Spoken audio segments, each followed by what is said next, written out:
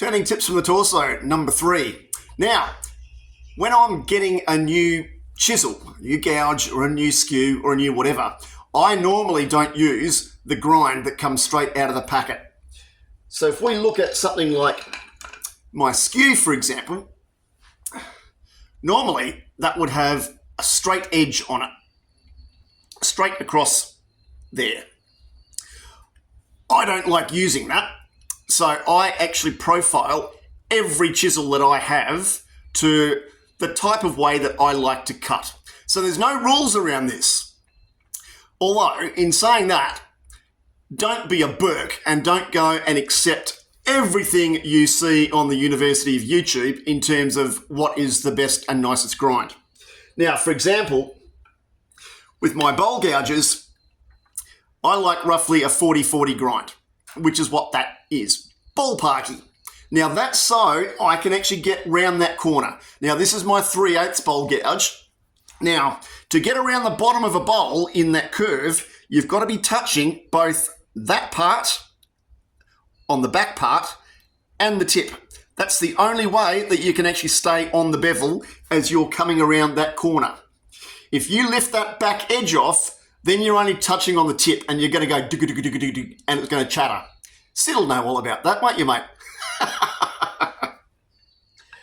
The only one that I basically keep the same is my parting tool.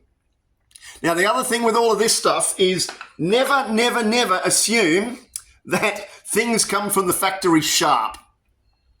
Now, I buy new gouges like this. I only buy the shank. I don't buy the handles. So if we're looking at an old Hamlet like this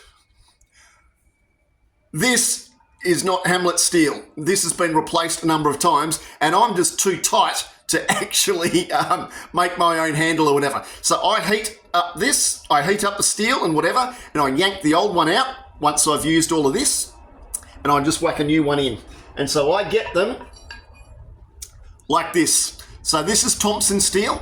So these are American ones, and they're not cheap, I'll admit that. You can go and get a Hamlet gouge or a Sorby one for, $120 Australian or something like that. Now this is a 3/8 English, half American. Of course, when we're looking at that, English measure across this bit. Americans measure right the way across the shank. So the Poms measure the inside of the flute and the Yanks measure the outside. Just, of course, to make things even more difficult. But yes, that grind I actually quite reasonably like, so I don't change that too much. But, yep, if I'm buying it from, Sorby or Hamlet or Crown or something like that, then I always change the grind and I change it to what I like in terms of the way that I cut. Don't just go and assume that because somebody else cuts a certain way that you'll like that too. Same with the skews. So many people would sit there and say, no, that's a really, really yucky angle to have. And if you look at the bevel on that, can we see it?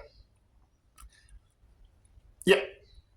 I don't have it really, really, really shallow either because I don't find that I get the drive if I've got a really, really shallow bevel along there. I still keep that, I don't know, what's that? Maybe 50 degrees, roundabout, give or take. And of course, I don't use jigs with all this sort of stuff. If you're an old fart like I am and you've been doing this since the day dot, I freehand all of my chisels. Now, I wouldn't necessarily recommend that for new players to the game. Really, unless you've got really good muscle memory and you've been doing it for a long time, use a jig. It's the most sensible way of doing it. You don't have to spend a fortune. There are lots of jigs out there available, whether it's True Grind or whether it's the Sorby kit or, whether you've got a squintillion dollars and you're going to go all the Tormicky stuff. It will give you repeatability, and repeatability with all this stuff is the key because repeatability is what builds muscle memory and that makes you able to turn far more proficiently so much more quickly. Well, there you go. That's another turning tip. probably as clear as mud. But anyway, it is what it is. Rightio. Next time.